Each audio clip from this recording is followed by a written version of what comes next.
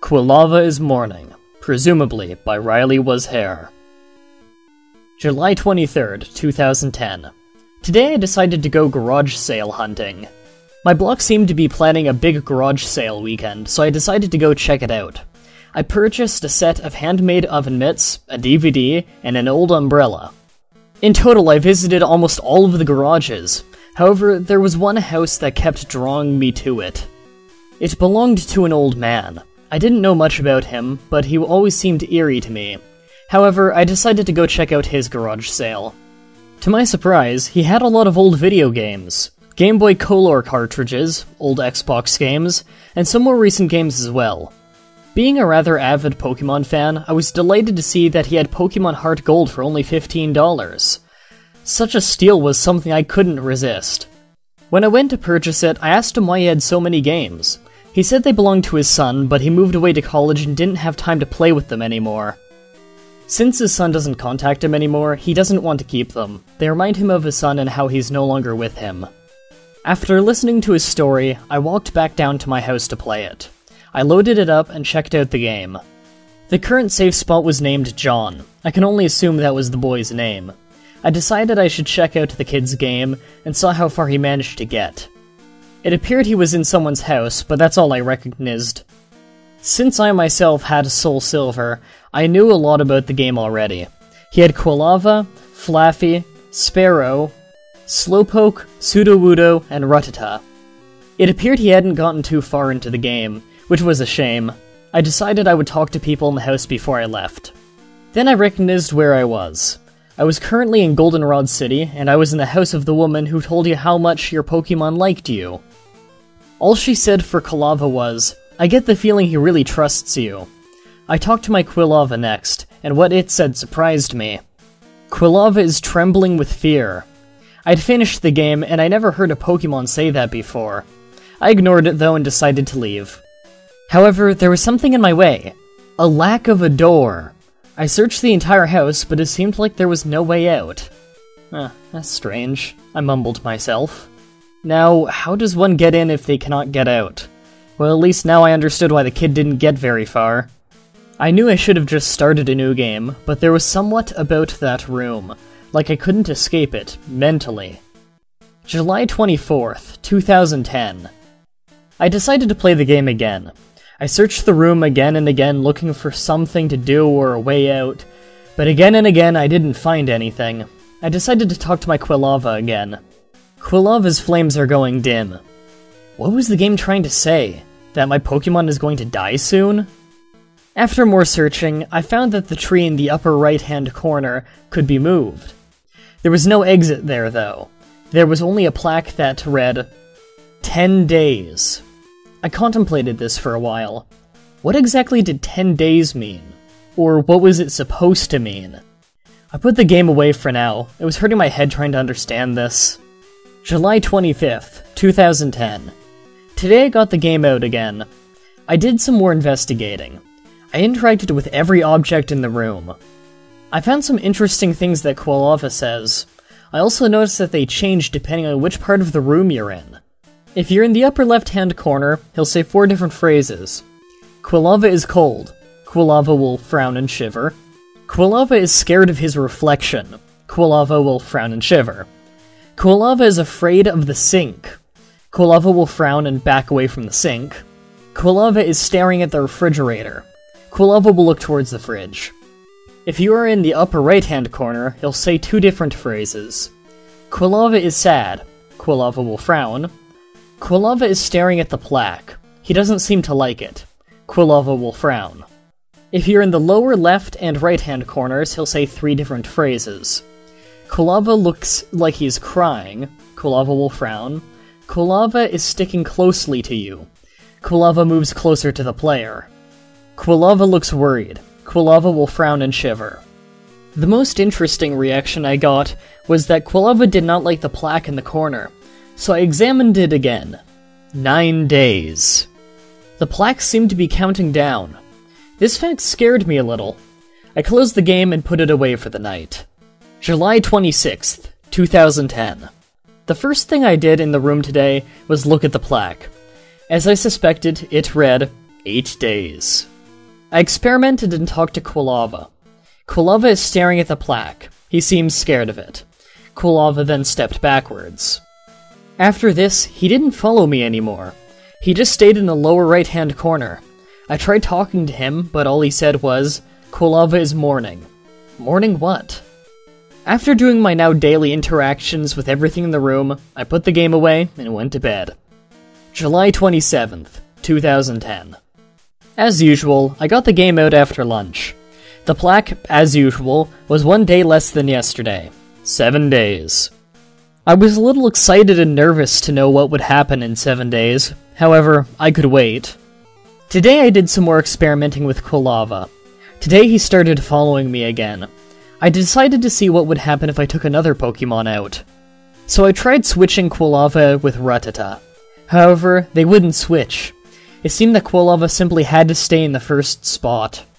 I didn't really know what, but it didn't bother me that much. After running through my interactions, I quit for the day.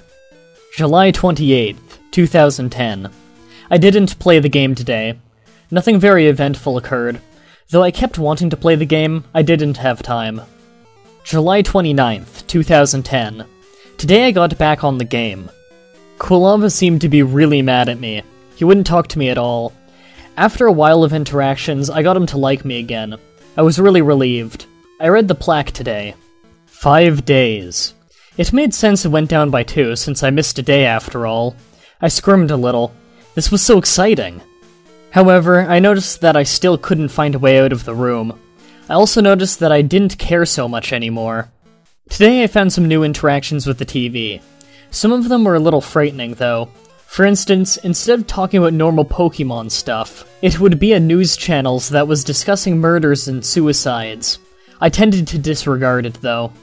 July 30th, 2010. I got on today and checked the plaque. As I suspected and hoped, it read 4 more days. I had marked August 3rd on my calendar. Nothing out of the ordinary happened in the game today. July 31st, 2010. The plaque went down another day today. Quilava seemed tenser today than he usually was. I didn't spend much time playing. August 1st, 2010. The plaque read something slightly different today. Only 2 more days. I wondered what this meant. Why only? This made me even more excited about what was going to happen. Quilava seemed to be really sad today. He wouldn't turn to face the player today. August 2nd, 2010.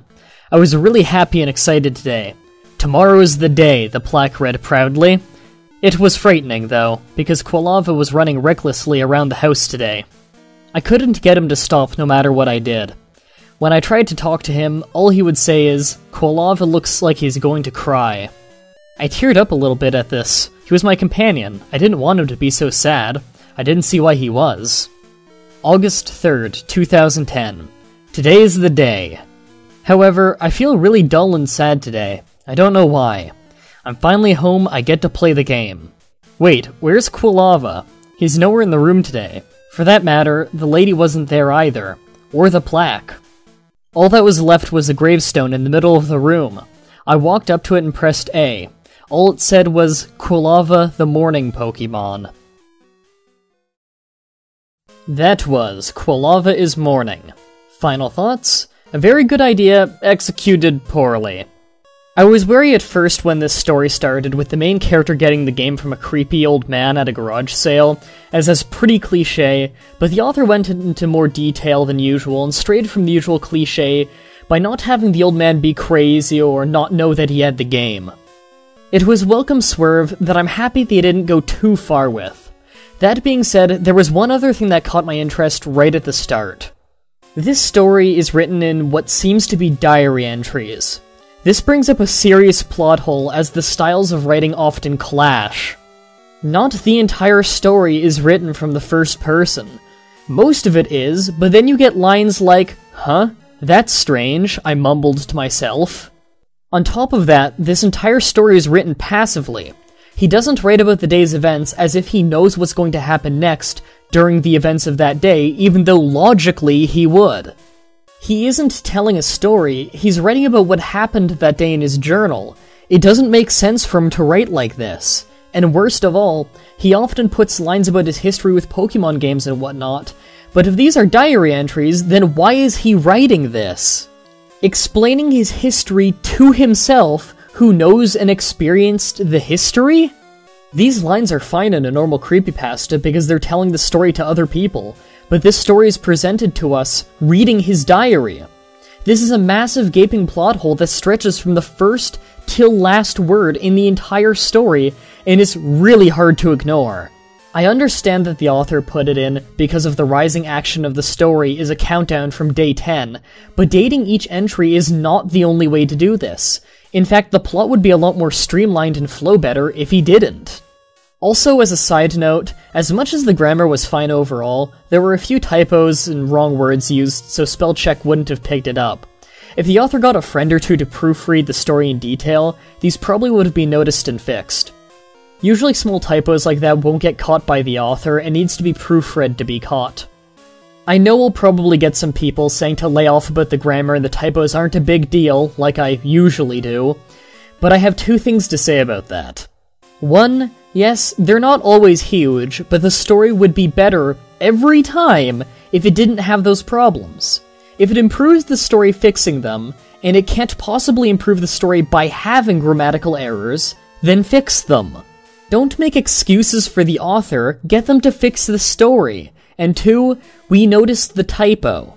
Even a minor one like that, even if you aren't reading the story for yourself, and simply hear me saying it in another tab, you'll notice the wrong word is being used. Hell, you might have even tabbed back into the story to read it and see if I used the wrong word or if the author did.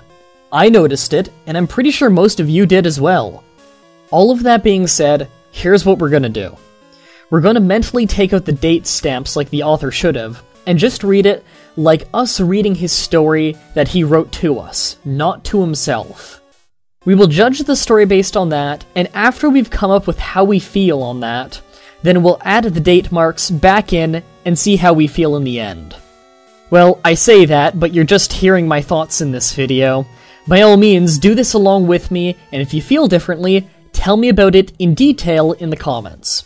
Contrary to popular belief, I do love to read comments on what other people think of the stories, even if they don't necessarily agree with my thoughts. Other than the massive plot hole and literary error of how it was written, the story was quite good. I found it pretty realistic that the player would be more excited than scared about what was going to happen, and the player would be so fascinated. Also, I really like the idea of having the game character stuck in a room where things slowly change with time, leading up to something. Aside from the occasional typo, the sentence structure flowed naturally. It had some issues with some days not really mattering, and having too many days that don't matter in a row causing lulls in the rising action, but it worked all around. But once again, it was good up until the ending, when one of the most puzzlingly stupid things I've read in a story happens. I don't mean the whole gravestone thing, that was fine. I'm just gonna flat out read the part that was horrible. I'm finally home. I get to play the game. Wait, where's Quilava? He's nowhere in the room today. I think you can see the problem here. In a story entirely written in past tense as diary entries, suddenly for a few sentences we switch to a live train of thought that is not only extremely jarring and out of place, but completely impossible. I have absolutely no idea why the author decided to do this, but I'm guessing the story was never peer edited, because this is the first thing anyone would have fixed. This is the kind of thing that would have made you fail an elementary school English test, completely changing the form of narrative to one that was impossible in the context of the story, and without any explanation whatsoever. All in all, I think it's a very interesting story despite its very bad flaws, that if fixed would make the story fantastic. As it stands though, it's just a very good idea executed very poorly. That's it for this story, and the second day of my A Creepypasta a Day special. If you like this, and want to hear more, the playlist, as well as the link to the creepypasta itself, are in the description. Stay tuned again tomorrow, when I'll be reading Blue Tears by I'm Dead. Until next time, sweet dreams.